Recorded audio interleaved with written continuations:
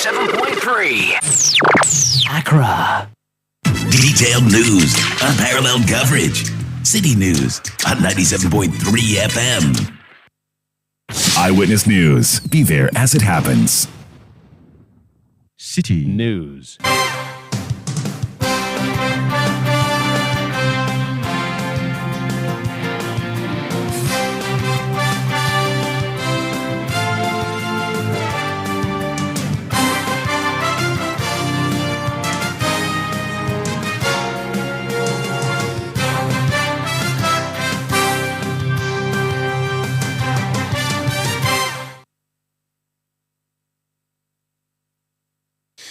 It's 17:30 GMT. This is Eyewitness News on 97.3 Citi FM. I am Umaru Sanda Amadu. Tonight, I'm here with Ajuaten Krama Domina. And coming up over the next 90 minutes. Yesterday, I went out to vote.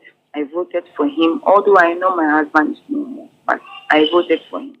And I was shocked the support that they gave him. That shows that they appreciated whatever he came to do.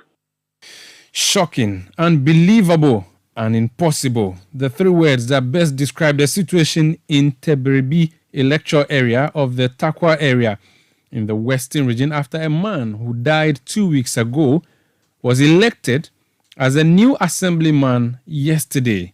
We'll hear from community members who voted for him knowing he's no more, including his widow or his wife. Also coming up, the NPP opens nominations for parliamentary elections in constituencies with sitting NPP MPs. And already confusion in some areas will be live in Sawam Edwejre in the Eastern region, where we are hearing that one person says he's been prevented from picking nomination forms. And later on Eyewitness News, we'll take you to the House of Parliament, where members have been busy vetting the persons who've been nominated by the president to occupy the high office or high judicial office of the Supreme Court. We'll be hearing from Justice Anthony Henry Kofi and two others who appeared before the Appointments Committee to be vetted. Stay with 97.3 Citi FM for more on this and many other stories on Eyewitness News. And in business, Ghana's economy expands by 2.0% in 2023, third quarter, the lowest in the last 2 years. That's the latest from the Citi Business Desk, and it will be in 50 minutes from now. Eyewitness News is live across Ghana on a host of affiliate stations, including Hames 106.5 FM in Goso in the Ahafo region. We are also in the Western region on Premier 100.5, Beach 105.5 and Sky Power 93.5, all of them based in Takrady. In the Bono region, we are on Greener 95.9 FM in Sunyani. If you go to the Ashanti region, we are on Orange 107.9 in Kumasi. In the Volta region, on Akpini Radio 96.7 in Kwando and Heritage 107.3 FM in Hohwe. In the Northern region, we are on Dasuma 99.1 FM in Yendi. In Upper East, we are on Word 88.3 FM in Zuarungu. In Upper West, on Westlink 88.1 FM in Laura. And in Northeast, we are on Eagle 94.1 FM in Wale Wale. We are live on citynewsroom.com. We are live on YouTube. We are live on Facebook. And we are interactive. Do join us using your message platform, that is WhatsApp, on 0549 986 996. Or go on Twitter, now known as X, and drop your message there. The WhatsApp message the tweet can be sent using the hashtag Citi Newsroom, tweet at Umaru Sanda or at Citi973. Let's settle for details of our stories. And yesterday on Eyewitness News, our big story had to do with the big challenges that were recorded when the Electoral Commission organized district-level elections. A number of areas have had to have their elections cancelled because of challenges with the electoral process. The Electoral Commission has set Thursday for the election to happen in these areas where there was no election. But one electoral area in the Western region, specifically in the Takwa and Swayim district, they were able to hold the elections and they were able to cast their ballots. Ballots were issued, people voted. Over 2,000 people voted. And in the evening, when the sorting and counting was done, it emerged that the one who won the election for the day was actually a ghost. And I'm using a ghost specifically because this person died on December 4. This is more than a week before yesterday's elections. So what exactly happened? Nana Esi Nana Esi Bromoni is a journalist with Space FM in Takwa. She's the first person to give us this story about the death of the assemblyman some 2 weeks ago. She's joined us on the line now, having interacted with community members to understand what happened. Nana Esi, you're welcome to Eyewitness News. Thank you, Mara. So yesterday there was election. I'm not sure if you monitored the elections in that particular electoral area, and if you did, what happened? Okay, so I did because of the interest there, especially with Teacher Obo, because he's popular in that area and the massive infrastructure that he's done for the area. So there was a lot of interest in that particular electoral area. So I was there and then I monitored, and then I later went back to observe the counting itself. So when he won, we were all surprised that he's not even around and he's late. So why did he win? So I went back to the community this afternoon and I interacted with them actually. And what they were telling me was that, okay, they felt that a vote for the late Teacher Obo would go to the wife. So it was quite interesting because the wife did not even stand for the election. So I was wondering why they had that in thought. But what they told me was that was their thinking, that if they vote for Teacher Obo, automatically the wife will be the assembly member for the area. So that is one of the main reasons why they voted. And then the second reason why they voted was because they wanted to appreciate the dead. I'm looking at the results from yesterday's elections. So Michael Dompre was the third in the election. He pulled 637. Then Bernard Obin pulled 857. He came second.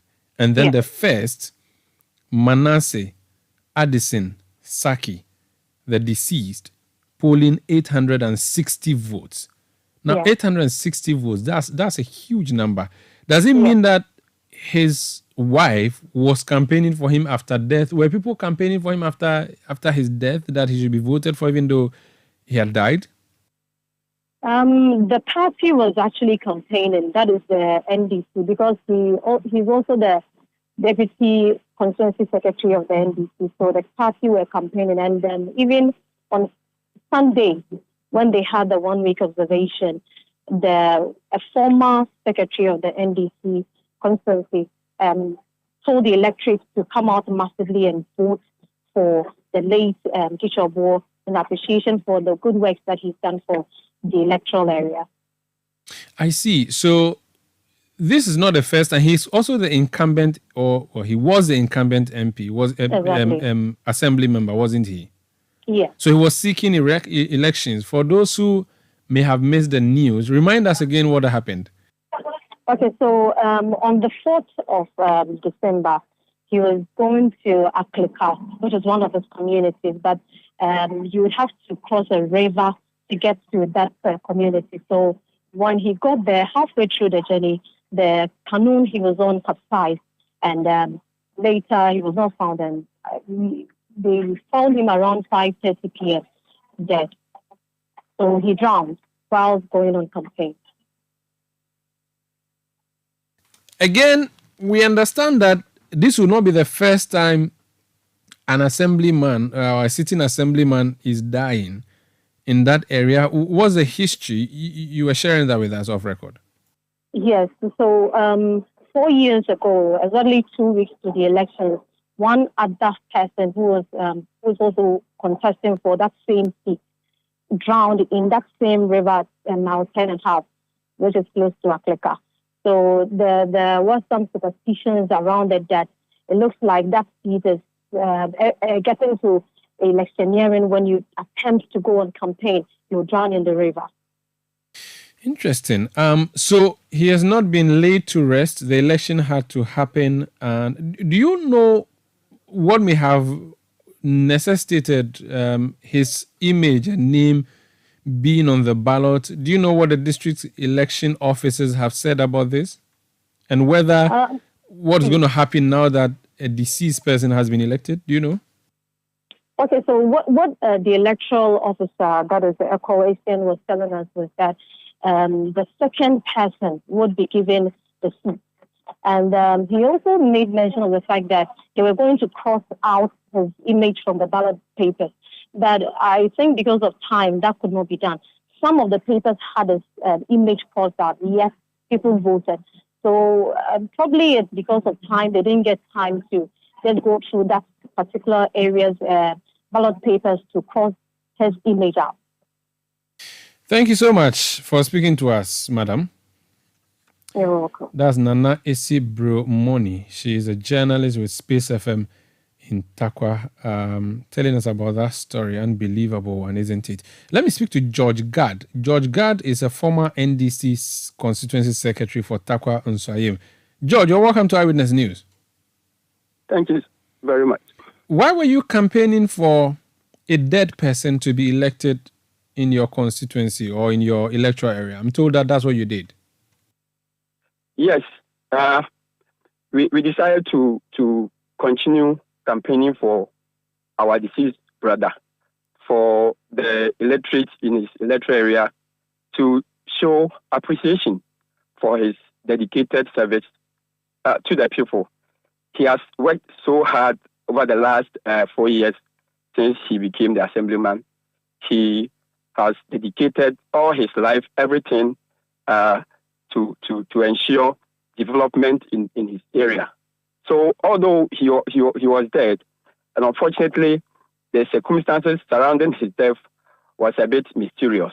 So we just encourage the people to make sure they stand with him, even in his death. So it was a deliberate decision by the members of his campaign team and whoever was supporting him to continue campaigning for him. And the people also listened to us. So he was openly NDC? Yes. Until his death, he was the sitting deputy constituency secretary and the sitting assembly member for that electoral area. He has been, this is his second term as a deputy constituency secretary. He became deputy constituency secretary in 2018. And last year, when we went for the constituency executive elections, he was voted for again.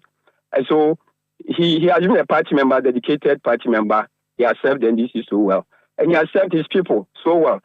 This is an assembly member who can dole out money from his own pocket and provide top boxes and student mattresses for GHS graduates who are going to the secondary school. This is an assembly member who can lobby the mining company for them to come and construct community centers, schools, and all sorts of infrastructure development.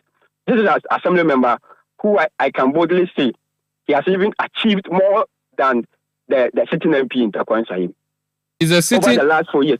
Is a sitting MP on the ticket of the NDC or the MPP? No, I'm talking about Honorable George Brekuduka. Oh, that's your MP. Okay. Yes, the Deputy Minister for Lands and Natural Resources. That's NPP. The Assembly member has achieved more than him over the last 4 years. Brekuduka has been MP for almost 8 years now. But I can tell you boldly that this Assembly member, over that limited period he became the Assembly member, has achieved more than the sitting MP and Deputy Minister for Lands and Natural Resources. Let's not do that comparison. I'm curious though. So what's the end point that you knew that this person has passed on? As Asamando, as you say, in your area, that's where he is currently. He's not with the living. Yes. And yet, so you voted for him yesterday? Yes. So in your mind, what, you wanted a ghost to represent you in the municipal assembly? What was the reasoning beyond? Explain to me. I'm still a bit befuddled. So Omaru, in my mind, in the minds of the majority of the electorate who voted for him, we knew the capacities of all those who were contesting. They were 3 in number. He unfortunately has left us. It was left with only 2 people. We know them. Those 2 people, we knew what they can do. So we knew that they could not represent us. They could not fight for us. They could not do anything. The kind of service we needed in the electoral area, those 2 people, none of them can provide that kind of service. So in our minds, we were voting for our deceased brother, for him to win, so that we can have a by-election in the area and get somebody competent enough, just like our brother, who represent us and bring the needed development. That was it. We just needed a by-election so that we can get somebody to come and represent us, apart from the other 2 who had their pictures on the ballot paper. So you decided to spoil the votes, quote and unquote. That's what you did. No, we did not spoil the votes. What I mean is that you spoiled the process because for you, there is no winner because the winner is not alive. So now there will be a second election where you would choose your preference. Yesterday, the Electoral Commission officers collated all the results in the electoral area. And after the collation, they declared the deceased person as the winner of the election. Are you serious? That's what the electoral officer did? That was what the electoral officers did yesterday. We had the collation, the collation papers. That was what the electoral officers...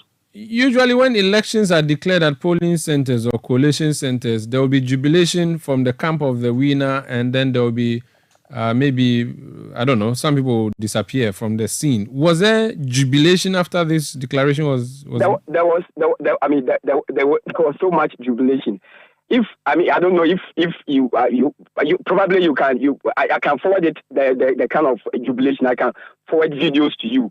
Yesterday, there were so many jubilant supporters who turned to his residence, and they were addressed by his wife. The community the community members were so excited. The brass band all over. They were so excited. I can tell you yesterday they did not sleep. Where he comes from. But what if his photo and name was not on the ballot paper yesterday? Then your plan would have been thwarted? Or you were certain that he was going to be on the ballot? No, this is a person who had already filed his nomination. In fact, he died just exactly 2 weeks yesterday, 5th December. He was on his way to campaign, and he was crossing the river to another community when that unfortunate incident happened. So this is a person who had already filed his nomination. The Electoral Commission did not see the need to more or less print new ballot papers, but they brought ballot papers which had his pictures and his name, his picture and his name on the ballot paper. And the people took the decision that since his picture had appeared, then they were going to vote for him because that is the person they had already decided to vote for him. So, Omaru, you cannot blame anybody. His picture was on the ballot paper, and the people decided to vote for him to show appreciation for his dedicated service and his hard work to the people in his community. So that was it, Omaru.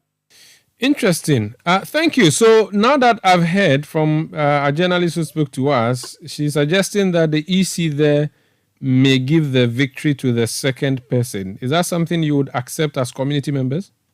Now, Omaru, if I can ask you, is there any law that allow the EC officers to do that? Do you have any law in our statute to which allows the EC to give the victory of someone to another person?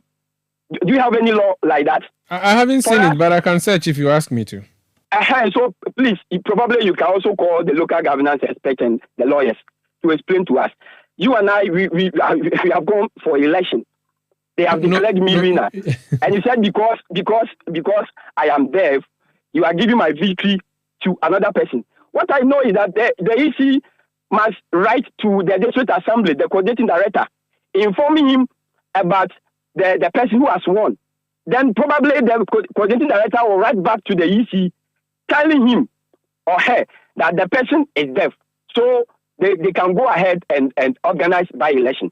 But you see, by himself or by themselves, cannot say they are giving somebody's victory to another person just because the person is diseased. There's no law like that in our statute book.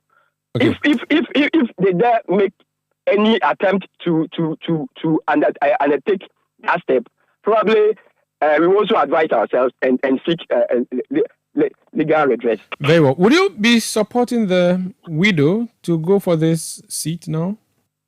Yeah, certainly. If she decides, and if the family also agrees to that decision, okay, and if all the major stakeholders also agree to that decision, we are going to provide all material resources, all human resources, everything that she will need to contest in that election. Okay. And we will make sure she secures the needed victory so that she can continue the good work her husband started. Very well. Thank you so much. That's George Gad. He's former NDC Constituency Secretary for Takwa and Swayam. The party supported a person who died 2 weeks prior to be elected yesterday in the electoral area. I'm told it's called Tibribi. He's been elected even though he's late. Now, after the election, there was jubilation in the town indeed, as George Gad had said. I've just received this video from Nana. Let me just give you excerpts of that, and then we'll do an interview with the widow.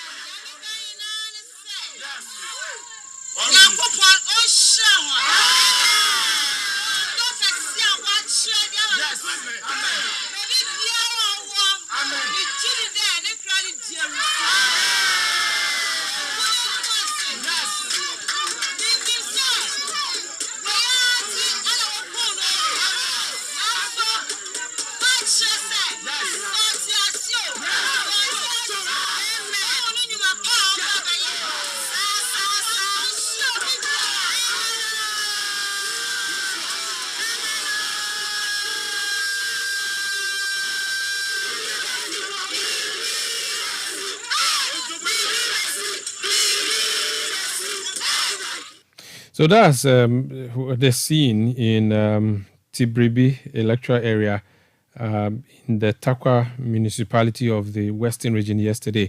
In that video that I'm just watching there, the lady clad in black who is mourning now, in mourning mood, Vida Addison Saki is her name, the widow of the gentleman who was elected yesterday, Manasseh Addison Saki, who is no more. And she addressed the crowd. She's joined me on the line. Let me speak to her. Madam, you're welcome to Eyewitness News. Thank you, sir. First of all, our condolences for the loss of your husband some 2 weeks ago. It must be a difficult moment for you. But ahead of the election yesterday, what have you been doing in the community or in the electoral area? What has been your plan, or what have you been doing, activities?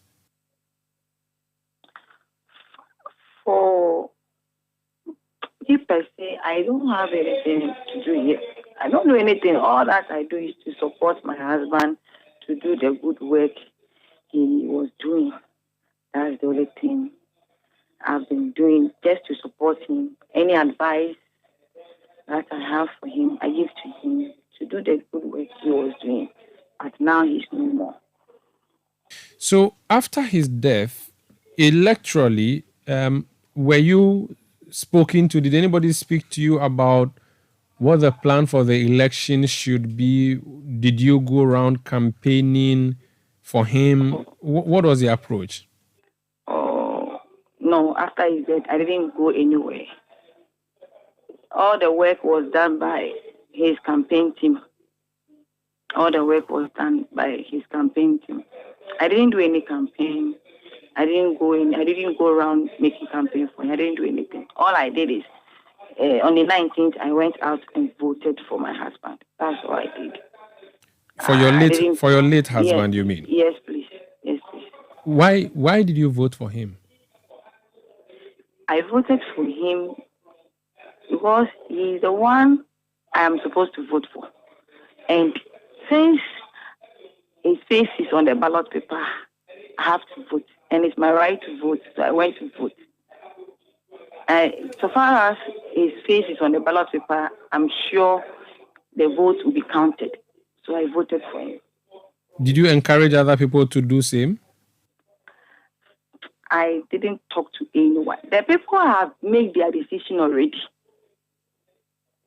But for me, I didn't talk to anyone that go and vote for my husband, go and do that. No, I didn't do anything. The decision was taken already due to his work that he has done. The decision was taken by the people. So you cast that ballot yesterday, or was it yesterday? Yes. Yes, that's it. Knowing that he may win or he may not win, were you confident that he would win? I was confidently that my husband would win this election. And then what? That's why I voted. I was confidently that he would win. Yes, I know. So then after he wins, then what? After he wins, all that I want to know is my husband has won the election. That's all. Whatever the EC will say, I know the EC will speak to us. The EC have laws governing their work, and they will speak to us, and we will know what the next step we will take. But you knew he would not be able to occupy the office, and yet you voted for him. Yes, I voted for him. Whatever that will happen, I just voted for him. I knew he is no more, but I voted for him. So when he was declared the winner last night, what was your reaction? In fact, I was overwhelmed. I voted for him, although I knew his good works, I know the good works will talk for him. But I was overwhelmed that upon even the EC crossed his face on the ballot paper, but they still voted for him. Then I realized the people have seen the good works of my husband. The people have appreciated him. He has done a lot that I can't say it now. They have seen the good works of him. That's why they voted for him, whether he's alive or not.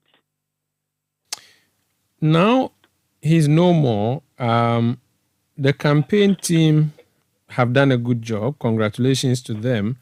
I've asked one of the campaign team members if they thought you should be on the ballot next because they do not trust the other, or they do not want the other two persons who contested your husband.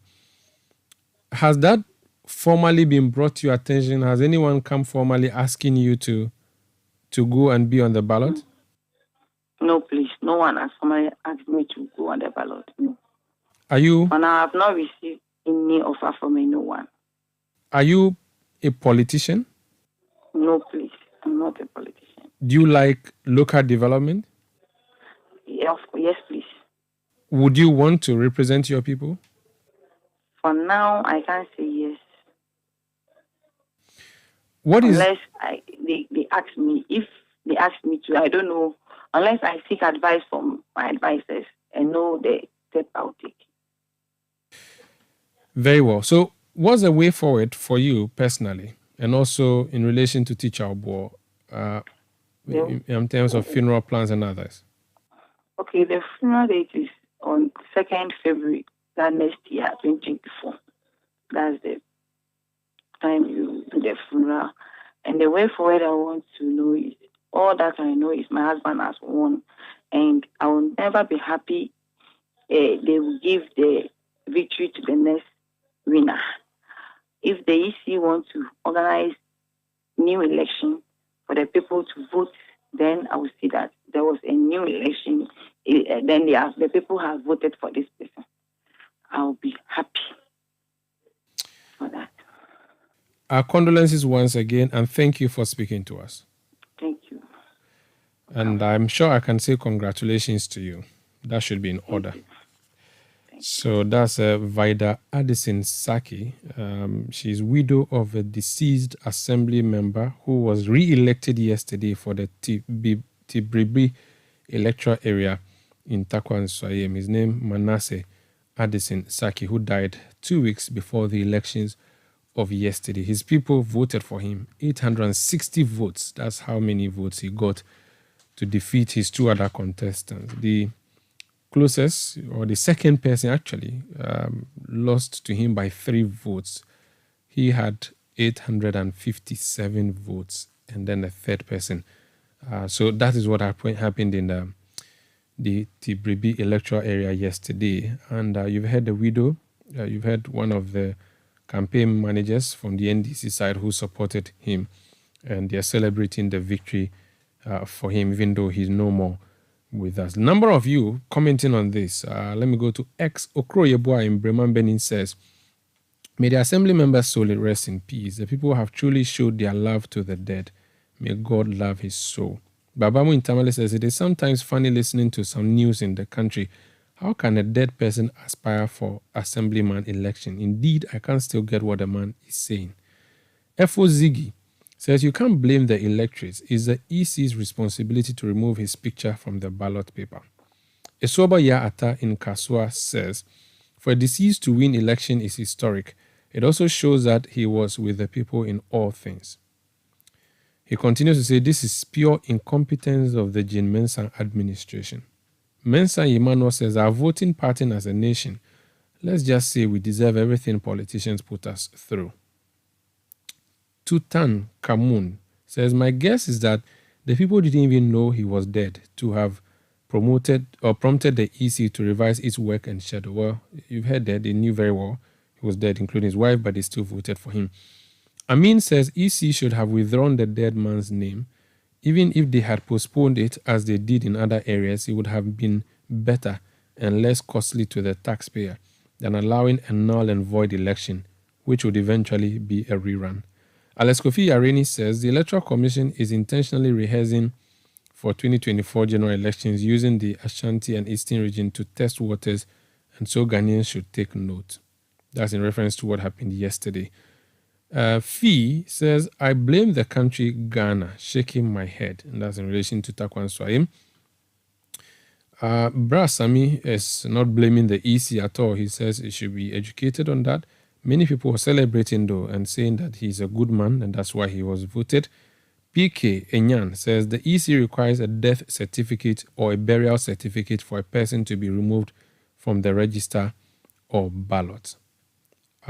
Stephen Konde says, I said both. Okay, that's a whole debate over who should be blamed for what happened. This is Eyewitness News on 97.3 Citi FM. So those are messages on X. On WhatsApp, Safiu Fambali from Northeast region says, Ghana is indeed an interesting place. The victory of the deceased shows the man was indeed working for his electoral area. In my view, I suggest the wife be made to succeed him. Whatever the law says about situations like this can still be pardoned. Alex Kofi Areni, I read that message. Father SK from Kenya in Kumasi says the Electoral Commission has performed abysmally so far as this year's district assembly elections. Philemon from Jirapa says the question now is he has won in absentia. Who is going to rule as the assembly member? AA in Takrady says wonders they say shall never end. 1. People voting for dead people, what's the reasoning behind that and what precedent are we setting? 2, we say assembly elections are non-partisan, so how can one political party openly campaign for a member to be voted for? Ghana, indeed. Zelis Dwayne in London says the EC must be very vigilant. We just need a peaceful election in 2024. Francis is wowed. He says, simply, wonderful country. Many people are sending messages in relation to this particular subject. You can also join the conversation on all our platforms. Swatson is a journalist in Takwa, and he sends a message and he says, one of the hardworking assembly members in Takwa, Nswayem, Honorable Manasseh. This is Eyewitness News on 97.3 Citi FM. We'll return with more. Please stay. Eyewitness News. Be there as it happens. When you want to eat, just Momo it. Tired of the long queues in the supermarket? Pay with Momo. When you really want that beautiful new blouse, just Momo it. When you want to get a trim and get fresh to impress you know who, Just Momo it. When you need to pay your utility bills and domestic staff, Shani Momo. When you want to send love to the family back home, send some Momo. Join the millions of MTN Momo users all over Ghana and live life the brighter way. So just Momo it. MTN. You know your papa see that? And it's rickety car. Hey, Papa! Papa!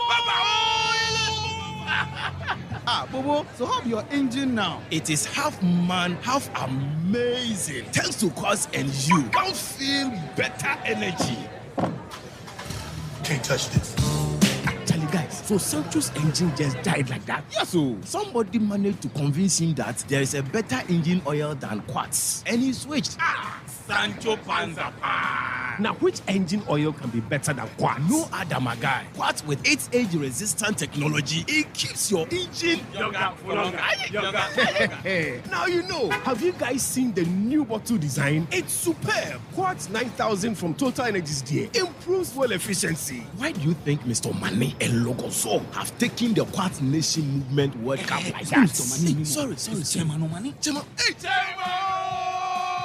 Quartz. Keep your engine younger for longer. Baby, are you okay, madam? Everything is fine. Oh, nice. Hey, wait, I can hear another heartbeat. Eh? Wait, it's 2 more heartbeats. Auntie Ness, babe, what are you saying? Hey, you're having triplets. Hey, Radimu. Oh my God. Sir.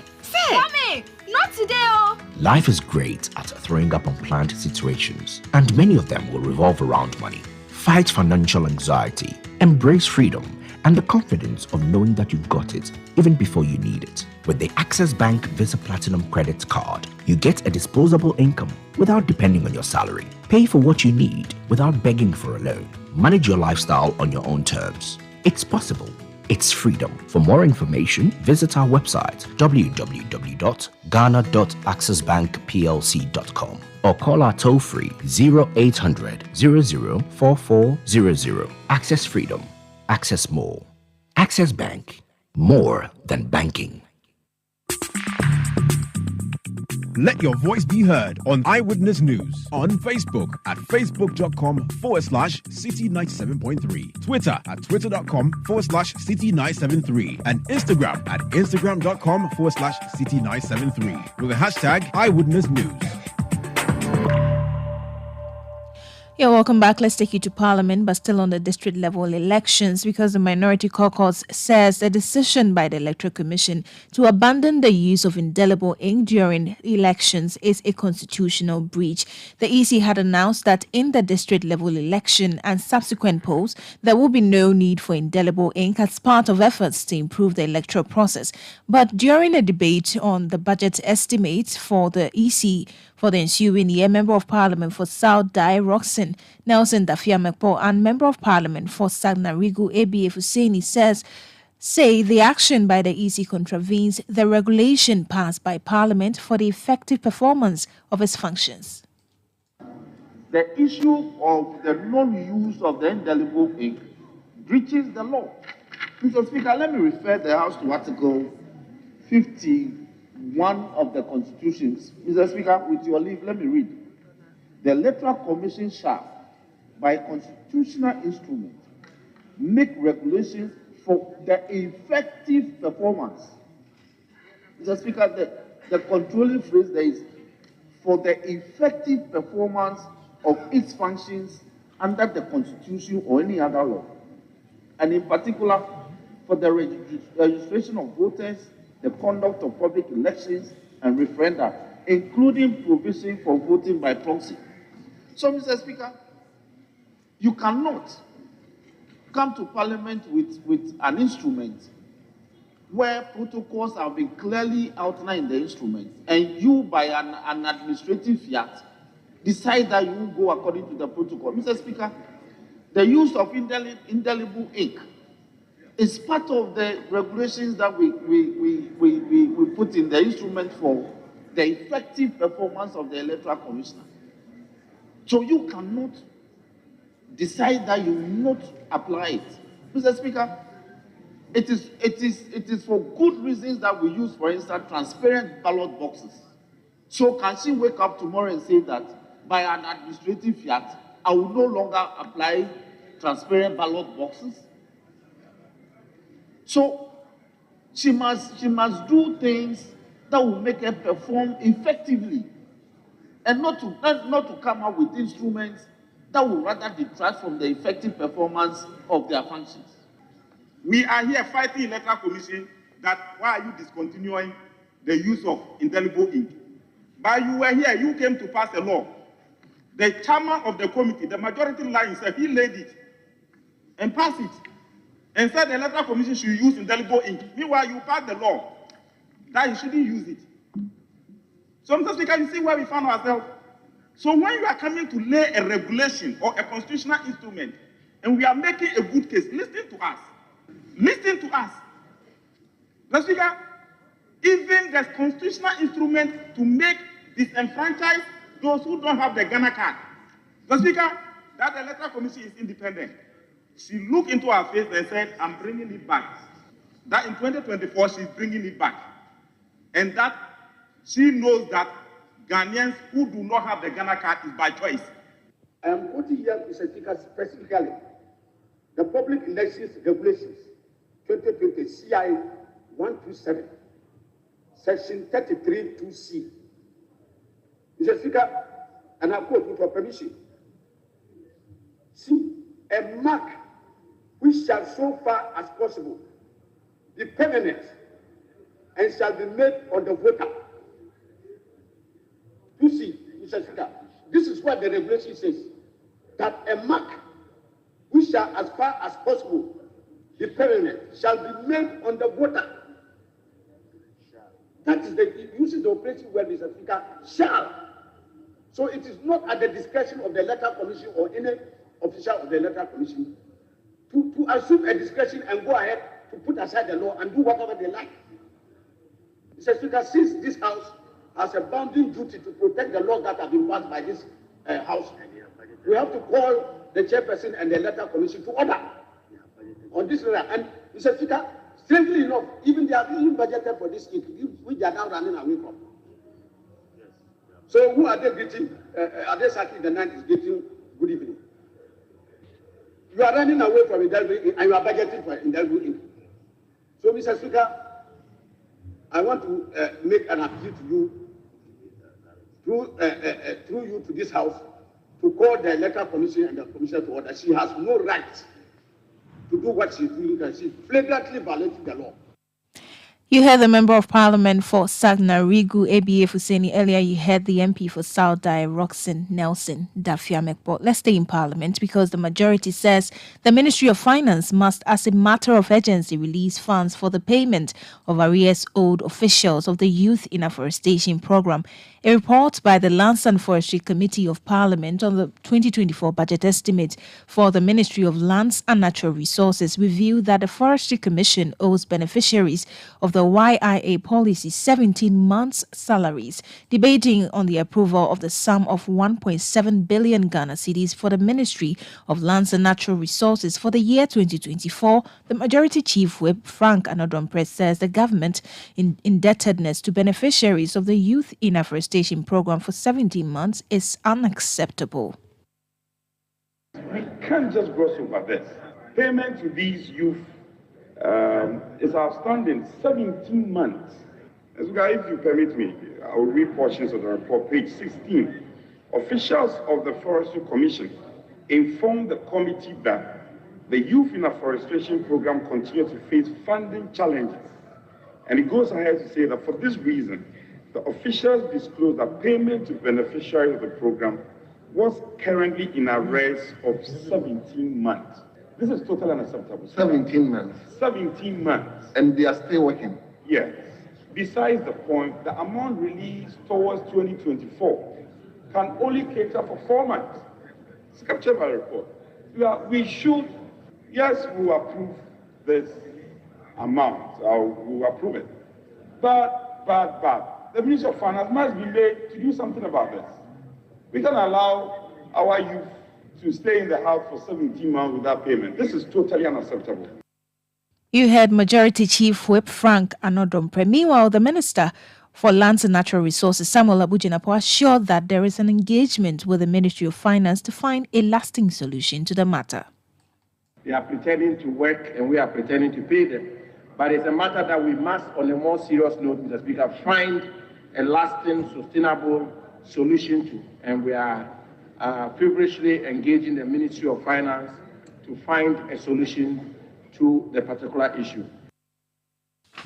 You heard Lands and Natural Resources Minister Samuel Abdullah Jinapo. Now, the minority in Parliament has underscored the need for the government to revoke the Executive Instrument 144, which declassified portions of the Achimota Forest as no longer a forest reserve. The caucus also wants the government to repeal the Legislative Instrument 2462, which invariably opens the country's forest reserves to mining leases for up to 24 years. Debating on the budget approval for the Lands and Natural Resources Ministry, ranking member on the Lands and Forestry Committee, Dr. Rashid Pelpo, says the government must demonstrate its commitment to protecting Ghana's forest reserves.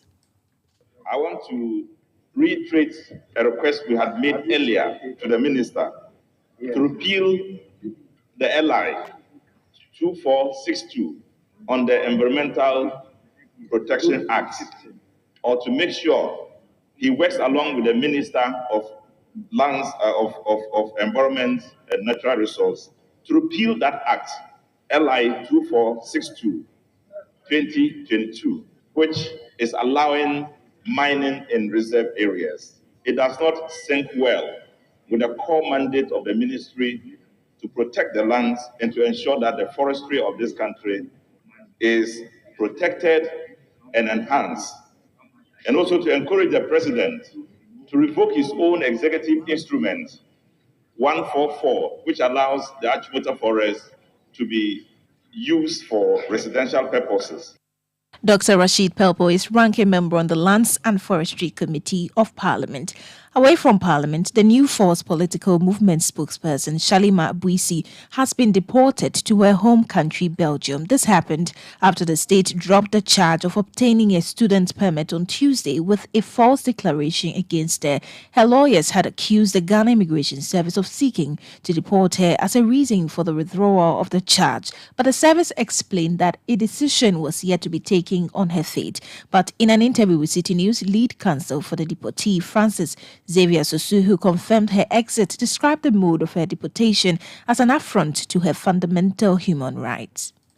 To the best of my knowledge, I picked information that sometime last night she was seen being escorted to board, I think, the Brussels airline back to Belgium through Brussels. And so I'm here to find out exactly whether she has safely arrived or not.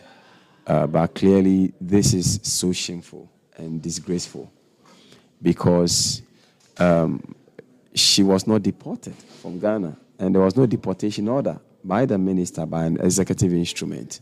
And so even holding her and denying her access to her lawyers and family and escorting her with men in uniform was a violation. That was a clear violation. You had lead counsel for the spokesperson of the New Force political movement, Francis Xavier Sosu.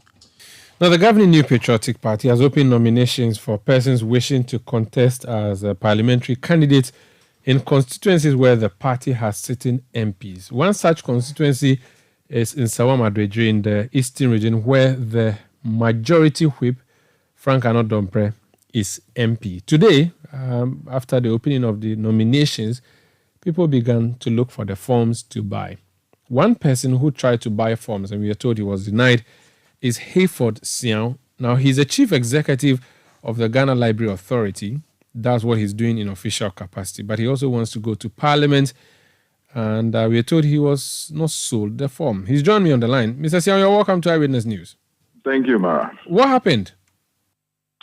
Well, today, around 8 a.m., a group of young men who are police station executives in the Sawam-Adredre decided to come together and voluntarily go to the constituency office to try to purchase the nomination forms for me.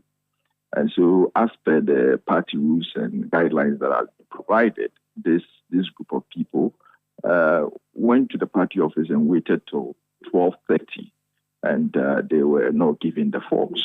And so, per the guidelines provided by the General Secretary, they proceeded to the regional office of the party, and the party at the regional level issued the forms. So we currently have the forms. So they had to give it to you at the regional level, which is Koforidua, and not at your constituency level? Yes. Did they give any explanation for denying them? Was the office even opened? Yes, the office was opened. We have the deputy secretary who was at post, and he told the team that went to the office that he does not have the form with him. Typically, where are the forms supposed to be sold? Who is supposed to be in charge of selling forms? Well, we expect it to be at the party office. As to the individual, I think it probably will vary as to delegation of responsibility by the leaders of the constituency. So the most significant thing here is that the forms were not in the office. Now, Kali, when this happens, where does a party advisor, you go to the region, or you're supposed to challenge the officers at the constituency level? How did your team handle this? Did they just immediately decide, let's go to Koforidua and pick it up? Or they challenged the officers, but the officers will not budge? No, it was a peaceful negotiation. I mean, the gentleman told the team that the forms are not available, and as per the guidelines provided by the party, if you go to the constituency and you are denied the form to the region, and the regional officers made the form available to the team when they went there. So it was a very simple and smooth process. Now let's talk about you as a person. So you didn't ask these people to buy it for you. They went on their own. Are you interested in contesting to be parliamentary candidate for Nsawam Adwejiri? Yes. So which means that what they did, you support them. You are happy they bought the forms for you. Oh, yes, definitely. Yes. Now that you've gone to get it from Koforidua, returning it, you have to do it at the constituency level. What if you take it back and they do the same thing to you? Yeah, we will go through the same process. So we will make an attempt to submit at the constituency level. If we are denied, we will proceed to the region to do the submission there. What is your suspicion? Do you think this was a genuine issue of the forms not being available, or someone wants to prevent you from running? We want to give them the benefit of doubt that, they did not have the form with them, at the constituency office. And so we will not, make any accusation without having any factual evidence to back it. What it is that they told us that the form is not in the office. So we will respect that statement that they made to and believe so, that the forms were indeed not in the office. Could it be the case that you don't have the constituency executives on your side? And if that's the case, you may run into trouble running for office? This is a democratic process. The party has open nominations, giving us now the opportunity to go and talk and share our ideas with the people that elect officials to represent them. And so, yes, we will now get the opportunity to share our ideas and our plans and strategies on how the party can actually increase its vote margins in the constituency, and also, help us to retain power in 2024. And so we now will get the opportunity to speak to people, but you cannot use this happenings to say or to conclude that we do not have the support of the constituency executives. If we are supposed to vote today, for example, we'll get about 70% of the votes among the delegates in the Nsawam Adwejiri. You sound very confident going against a whip. That's very confident, isn't it? If you look at the track record of Fortiano in the constituency, I have also contributed a lot to a lot of delegates, a lot of the polling station executives in the constituency. And so, trusting that. Hello, Hayford?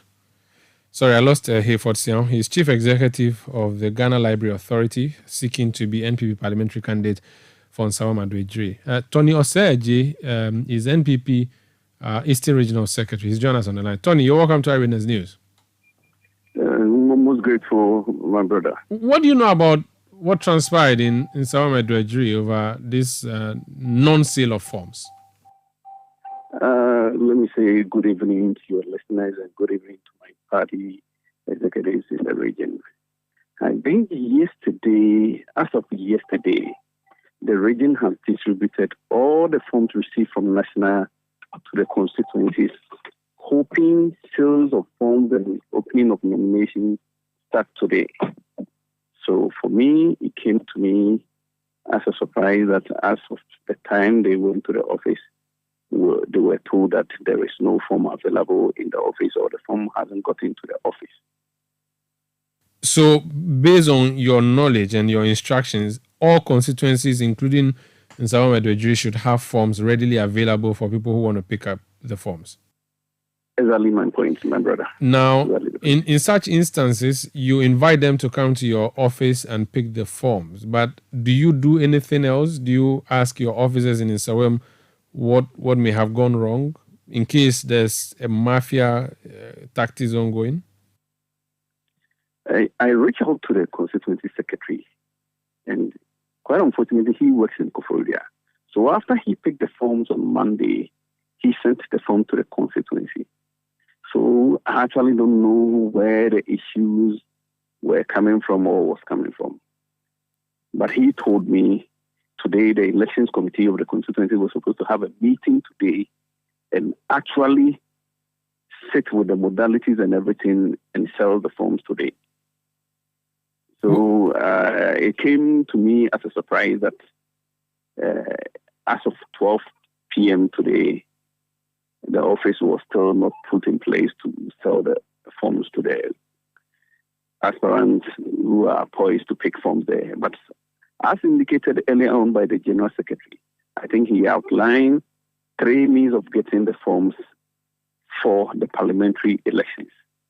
Either you pick it from the constituency office, or if you are facing challenges, you have to get proof of the challenge that you are facing.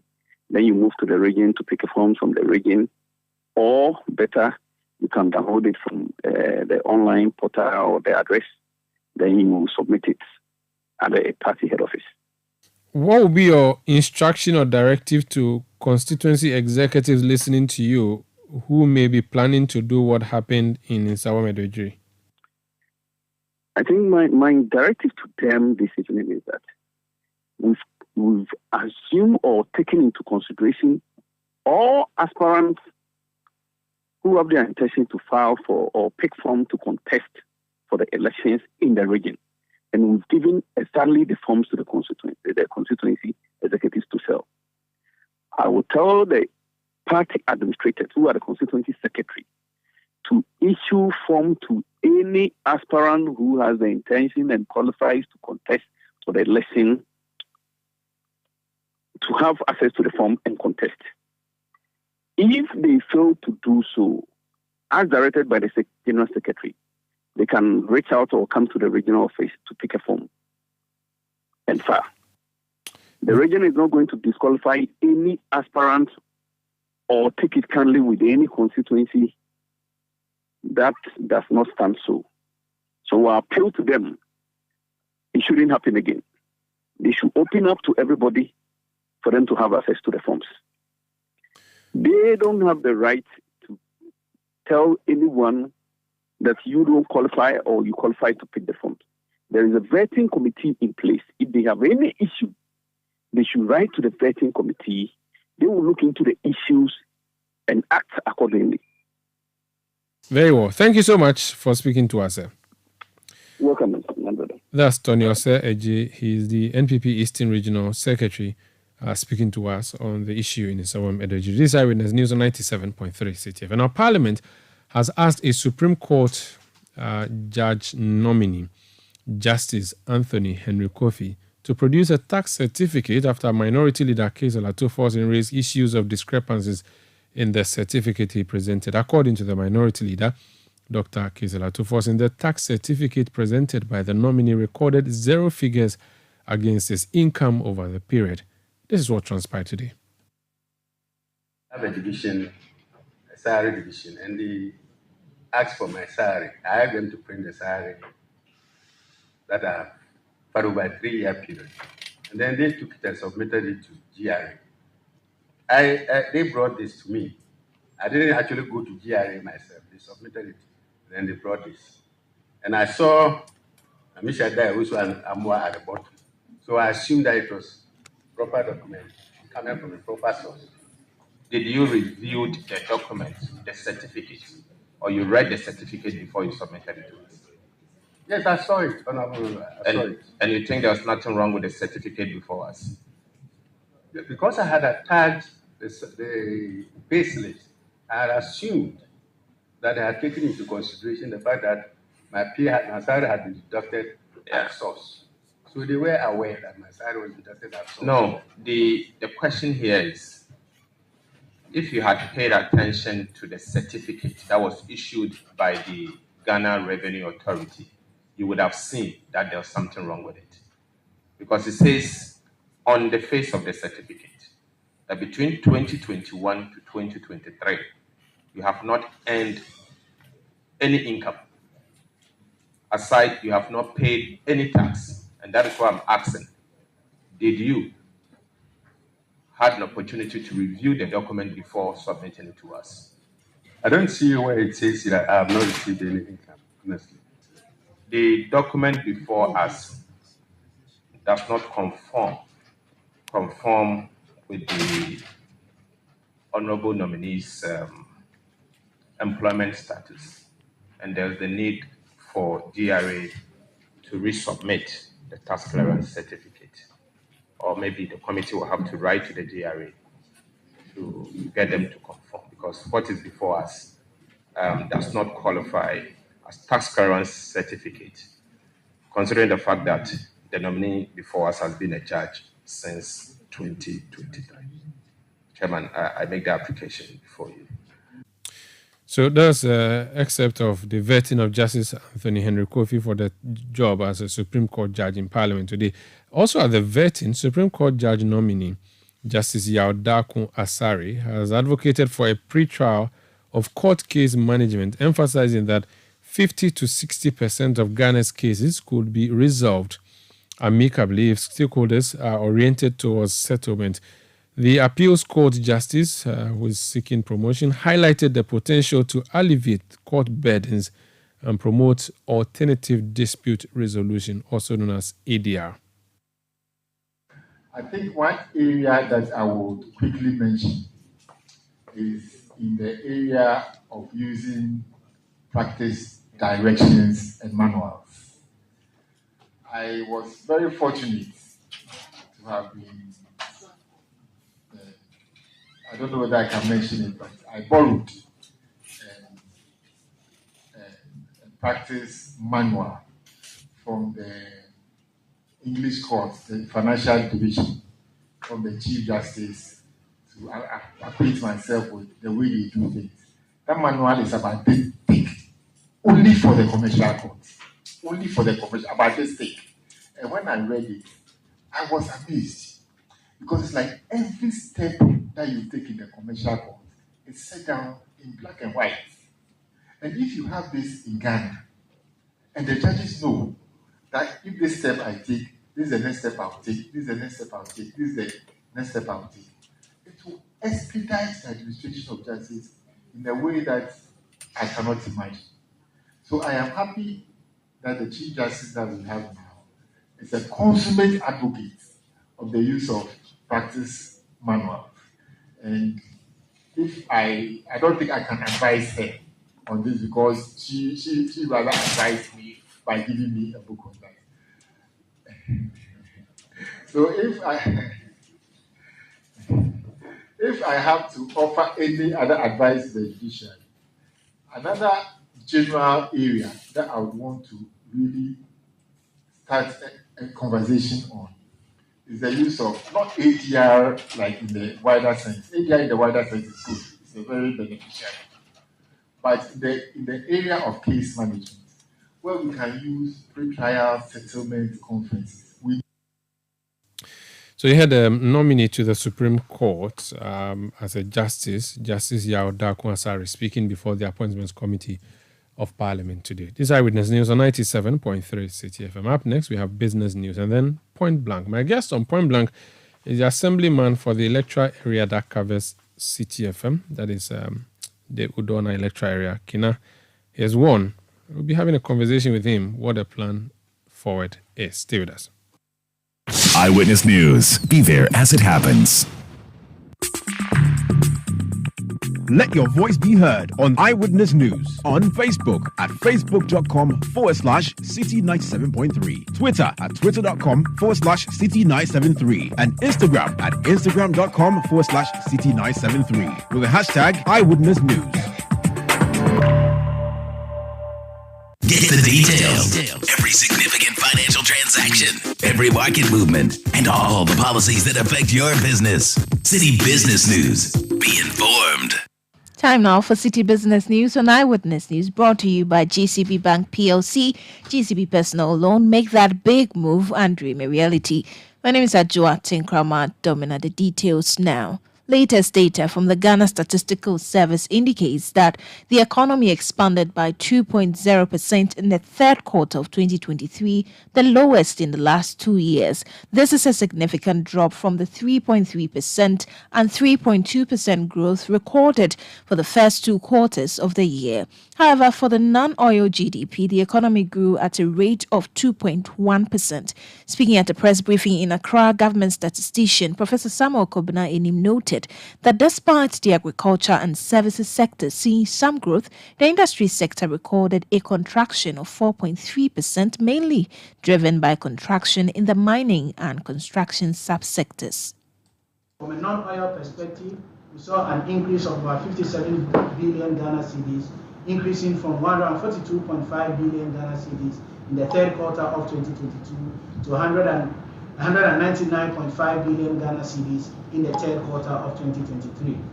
From a constant GDP perspective, a real GDP perspective, the final value of goods and services for the third quarter of 2023 was 44.7 billion Ghana cedis, increasing from 43.9 billion Ghana cedis in the same time period, third quarter 2023.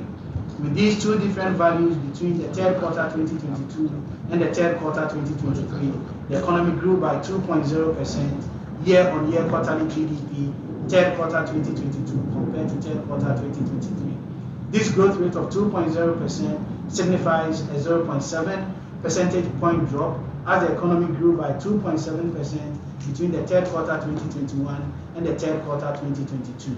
From a non-oil perspective, the economy grew by 2.1% in the third quarter 2023.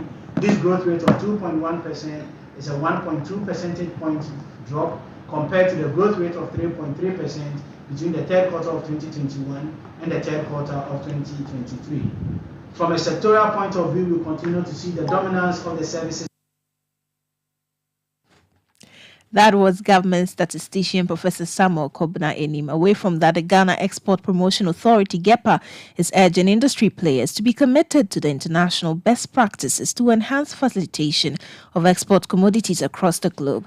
According to GEPA, customers have become more conscious of the consequences of the commodities they buy. As such, the need for exporters to place premium on best practices that govern their trade. Speaking at the 31st and 32nd President National Awards for Export Achievement organized by GEPA in partnership with the Ghana Free Zones Authority, CEO of GEPA, Dr. Ifwa Sabia Sare, urged exporters to play critical roles in producing quality goods that meet international standards.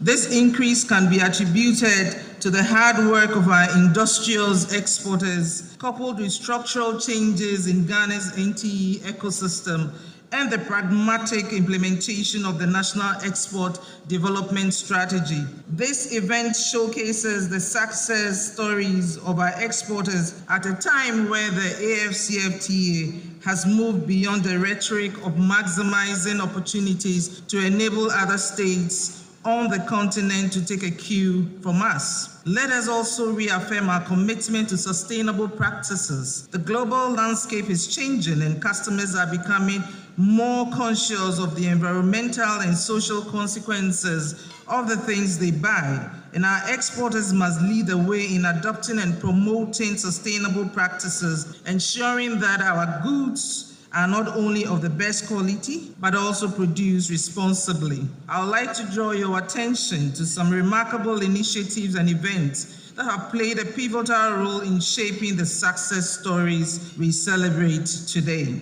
The Ghana Trade House Initiative serves as an evidence of our commitment to creating a favorable environment for trade. Meanwhile, Dr. Efua Asare mentioned that the authority is set to hold a maiden international exhibition fair dubbed Edinkra International Art and Craft Show in the first quarter of 2024 to showcase the country's rich art and craft.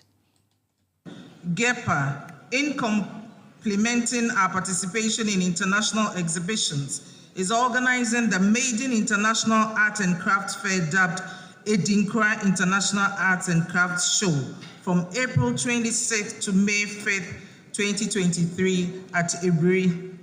The Edinkra International Art and Crafts Show will be Ghana's maiden and premier most vibrant marketplace to showcase authentic African arts and craft for wholesale, home, gifts, and fashion to increase exports. I am delighted to invite all gathered here to prepare and participate in the fair in the first quarter of 2024.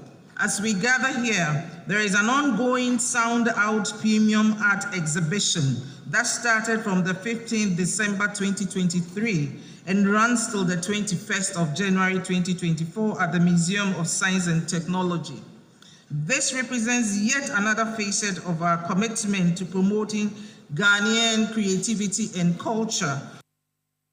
CEO of GEPA, Dr. Efua Asare. Before we go, the Minister for Information, Kojo Nkrumah, is advocating for micro, small and medium enterprises to harness the power of digital technologies to elevate their productivity.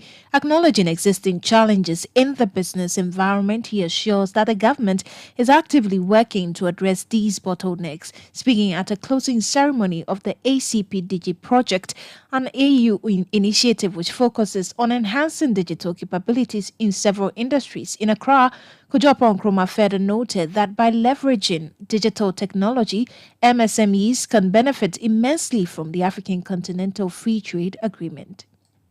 MSMEs are the most important cohort in the subsectors of business in our economy. Usually when we talk of business, people think of big factories with 300 workers plus. But if you look at the data, the largest cohort you'll find within the business environment are MSMEs. Little north of 80% of economic activity is created by MSMEs. And so when we're talking business and we are not paying attention to MSMEs, then we are deceiving ourselves. MSMEs, however, have some of the most significant challenges that you will find, again, within the business ecosystem. Yes, generally we have a difficult business environment with all the complications that have come up, and we're trying to ease the general business environment. But MSMEs have questions about efficiency that they want to answer and access to markets, for example. And it's interesting that COVID indirectly brought a certain sharper focus on the need to be efficient and to get access to markets even from remote locations. And all of that comes together to sit in the bowl of this digital, may I say, transformation project that I'm informed to understand over 1,000 businesses across the country have had to go through. Information Minister Kojo Nkrumah ending City Business News on Eyewitness News. The business news is brought to you by JCB Bank PLC. JCB Personal Loan. Make that big move and dream a reality. My name is Ajwa Tinkrama. Domna, thank you for listening. Up next is Point Blank. Hello, Linda. You won't believe what I am planning next. I want to start my postgraduate degree, buy a car, and build my dream home. But you know what's stopping me? What's that, Mike? Money, that be my biggest wahala. Oh, you are sorted, Cry. With a GCB Big Move Personal Loan promo, you can borrow up to a whopping 400,000 Ghana cedis at a significantly reduced interest rate in less than 24 hours. Like, seriously? How do I qualify? Yes, it's available to all GCB salary account holders. Plus, you get a 2-month grace period before you start to pay back. Susket, I'm opening an account with GCB now. Get a personal loan of up to 400,000 Ghana cedis at a significantly reduced interest rate in less than 24 hours. Call 0800-422-422 or visit your nearest GCB branch today to fund your next big move as we celebrate 70 years of greatness. T's and C's apply. GCB Bank, your bank for life. Let your voice be heard on Eyewitness News on Facebook at facebook.com/City97.3, Twitter at twitter.com/City973, and Instagram at instagram.com/City973 with the hashtag Eyewitness News.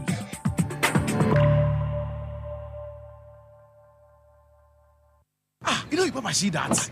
And it's rickety car. Hey, Papa! Bobo, so how your engine now? It is half man, half amazing. Thanks to Quartz and you can feel better energy. Can't touch this. Actually, guys, so Sancho's engine just died like that. Yes, so somebody managed to convince him that there is a better engine oil than Quartz, and he switched. Sancho Panza. Now, which engine oil can be better than Quartz? No other, my guy. Quartz with its age-resistant technology, it keeps your engine younger for longer. Now you know. Have you guys seen the new bottle design? It's superb. Quartz 9000 from Total Energies there improves fuel efficiency. Why do you think Mr. Mane and Logoso have taken the Quartz Nation movement World Cup like that? Sorry. Chairman. Hey, Quartz. Keep your engine younger for longer. Mommy, please, let's go. Hey, why are you taking the whole family? You've forgotten I said I was coming here today? Forgive me, but we are all headed to Royal Senchi for Christmas. But it's not Christmas yet. Shit. Christmas has started early at the Royal Senchi. From now till 21st of December, you can book a room for 2 people at a promo rate of 1,500 cedis on bed-only basis. You're joking. 1,500 cedis for a room at the plush Royal Senchi? Let me call my husband now. Call 0244 958 822 or 0303 409 180 or send an email to reservations@theroyalsenchi.com. Terms and conditions apply. The Royal Senchi, your luxury riverside escape. Eyewitness News. Be there as it happens.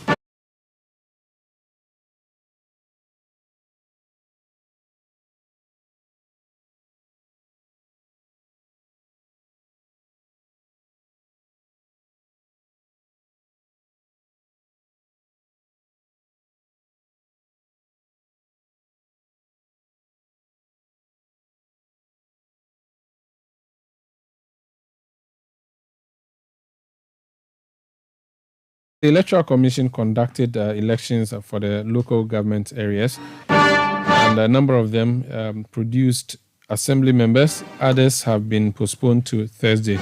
One of the areas that there was an election and victory is the Odona Sahara electoral area in the Koli Klote constituency or municipality here in Greater Accra. That's actually at the Braka Asylum Down, Osu, and Kwame Nkrumah Circle, as well as Tudu.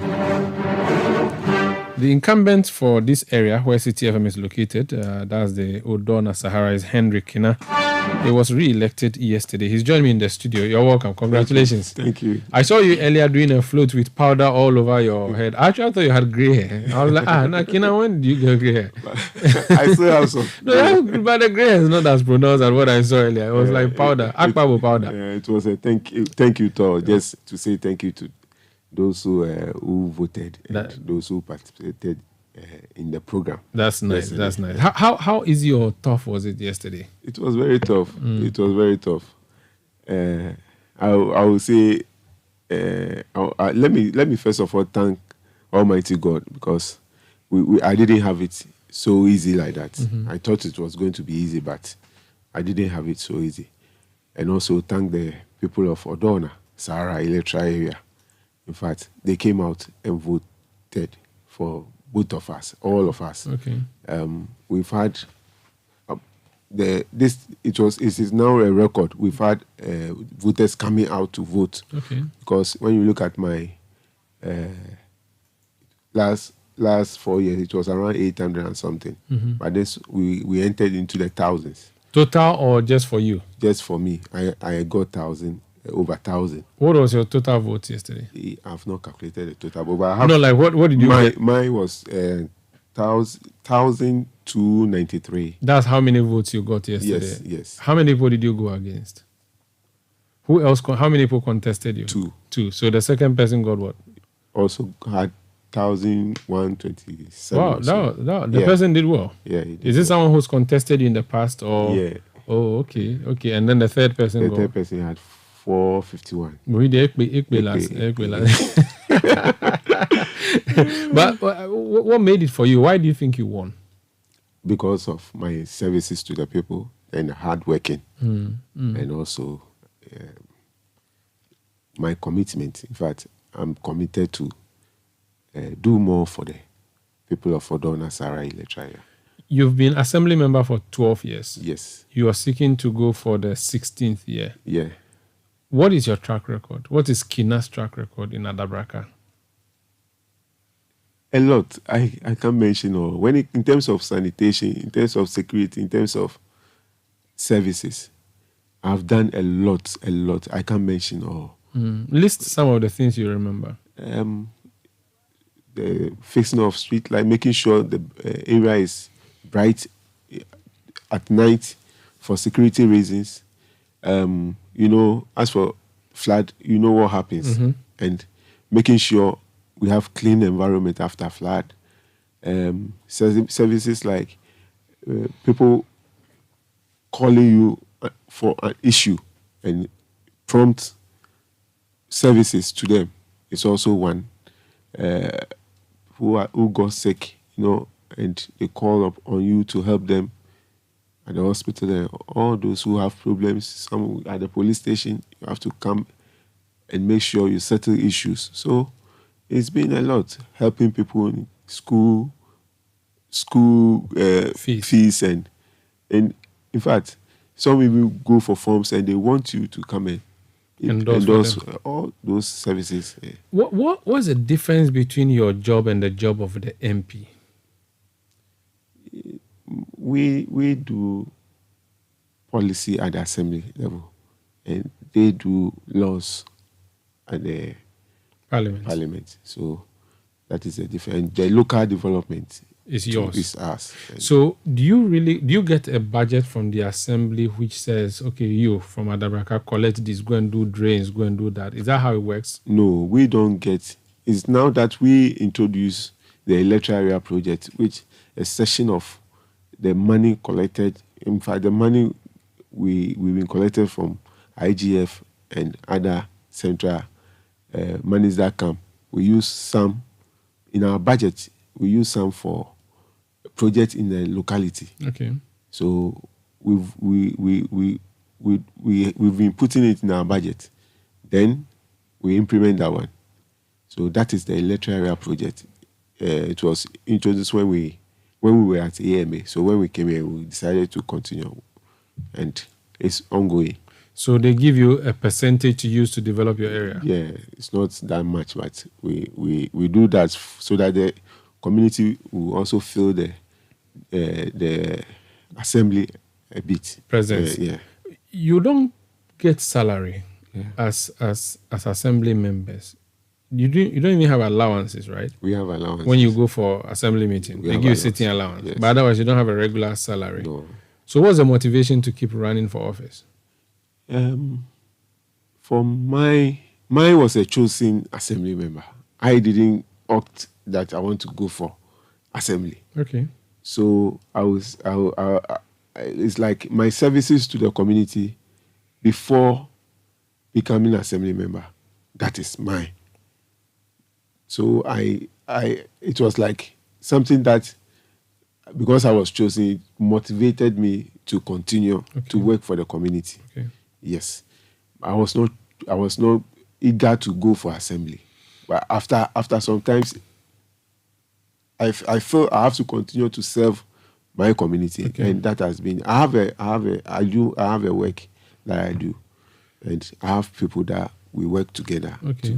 So if you don't get paid, how do you do all the projects that you do for the people? The things you do, moving to the police station to go and help people with their issues, moving to houses. How do you use your own money to do that? Yeah, that is, you have to have a plan as an assembly member. Okay. If you don't have a plan, then forget it. You go and you won't be able to do anything. But for me, I have a plan, a serious one. I don't just wake up and do all things. I plan very well before moving. Before day and night, I know what I'm going to do tomorrow, if God permit me, for the next day. So that is how I do it. I always want to plan ahead of time. So I know where I am. It's a well-populated area, and I know the kind of businesses in the area. So I know what will come and what will not come. So I always plan. I have a relationship with all those sectors. So when it comes, I know when I move here, I will get this. When I move here, I'll get this. Yeah. What is the problem with the Odo drain, and how can that problem be solved? Yes, I'm just praying that what we've started will come to pass. The Garrick project that is ongoing. I think 3 days ago, we had a meeting, community engagement on the Garrick project. That is the World Bank project. And I believe that is treating two sectors for me, the two major sectors, sanitation and the drains around Greater Accra. I was where Greater Accra, but where the Odo River move from, the drain move in those municipalities. So I believe when that one is done, the issue of flooding will be minimized. I can't say because we are not God. Those who have even developed their country very well even have floods. You get flooded sometimes. But we have to make sure we minimize it to a lowest level. Listening to you recount the votes yesterday, the second guy did so well. Do you think you're becoming unpopular, or you're not giving money? What do you think? Yeah, do you have to give money to voters? No, but but do people give money for these? Yes. I didn't have that money to give to the voters, but because somebody was giving money, some of my supporters also say, why? If this is what they are going to do, then that means they also have to prepare and get. And they started long time ago. In fact, giving money. They are big men. They have big men who support them, and they support them very well. You don't have the big man. I don't have a big man. Imagine you see. I don't know whether when you were voting, you saw in front of you, you saw some van, white van. Yes. So 11 of those buses have been hired for some people, and they were using it. And you had? I have motorbike and my own car. In fact, so people had money to share. How about the political backing? The political party support candidates. We may pretend about it, but that's what is happening. Did you have political party backing? No. But are you a politician? Yes. Which party? NDC. But you were not an NDC candidate? No. Was there an NPP candidate? Yes. So there was an NPP candidate against you. Yes. Was there an NDC candidate as well? Yes. So when we say an NDC candidate, it means that the party brought this person to be voted for, or the person says that, me, I'm NDC. Yes. Because their poster would have some. In fact, we all went. I can tell you that nobody uses a party. They use small. If they see blue, then you know that NPP. If it's green, then it's NDC. Well, I have not studied that one, but most of us use the Ghana and the white background. Colors, there is a rating that was somewhere. You for me personally, my best color is green. Okay, because you're NDC. No, I before then that is my color, grey and red. That is my color. Oh, that's Rollins colors. That is my color. When I see red, I charge. Revo. That's what you are. Because you're a party executive, so this thing you're saying about color, I don't believe it. Finally, the challenges that were witnessed in other electoral areas, did you have that yesterday in your area? Like about the materials not coming on time, the device breaking down? For materials, it was on time. Okay. But device breaking down was a challenge. But then before 5, when you look at the line, you could see that there was no... it was not like people queuing and... People had finished voting. Yes, so it was okay. Except that some wanted to vote early and go to work. But because of that, you have to leave and go to work. Okay. Especially in my area. Okay. Yeah. Henry, we wish you all the best. Congratulations on your victory. We'll work together. We work with you all the time here. So for the next 4 years, we'll work together. I wish you all the best. Thank you for having me. And thank you also, those who came to vote for me. Bernard Avle came to vote for you. Yes, I saw him. I left my card is in Shaiwo Sudoku district. Yeah. And all my electoral area is called Lolovo. Lolovo, wow. Nice one. But I couldn't go to vote. And I wish you also the best. We work together. Sure. Thank you so much. That's Henry Kina. He is the newly elected assembly member for Sahara Odona and also the incumbent assembly member for Sahara Odona here in Adabraka. That would be it for Eyewitness News tonight. I am Umaru Sanda Amado. I did this with Ajua Domina Tinkrama. Technical support from Daniel Squashi. Production by Kwabna Wilson and Beverly London.